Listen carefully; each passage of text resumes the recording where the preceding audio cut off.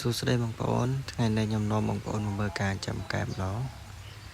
ហើយបងប្អូនឆ្ងល់ថាកូនកែបចាប់ពីញាស់មកប្រហែលថ្ងៃអត់ខ្លាចជាកូនកែបបាទនេះកូនកែបរបស់ខ្ញុំអាយុវា20ថ្ងៃនេះហើយឡើងគោកបាន30-40% ហើយបងប្អូននេះទៅវាដោះដៃដោះជើងតាំងពីអាយុ18ថ្ងៃណាយក18-19ថ្ងៃចាប់ផ្ដើមដោះដៃដោះជើងឡើងគោកឲ្យបងប្អូនដោយសារសុខភាពល្អបងប្អូនមើលចាស់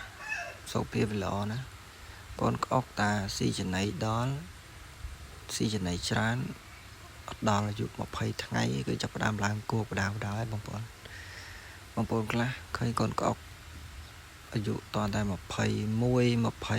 បានឡើងគោកដោយសារតែកូនកុកអត់សូវត្រូវពលឺថ្ងៃស៊ីចំណីអត់បានច្រើនពេលចឹងការលូតលាស់ក៏យើងយឺតទៅតាមនឹងដែរបងប្អូនហើយកូនកែបនេះ10ថ្ងៃទៀតហ្នឹងអាចចាប់លក់ឲ្យបងប្អូនបានហើយបងប្អូនត្រូវការអាចតាក់ទងមកខ្ញុំបានអរគុណ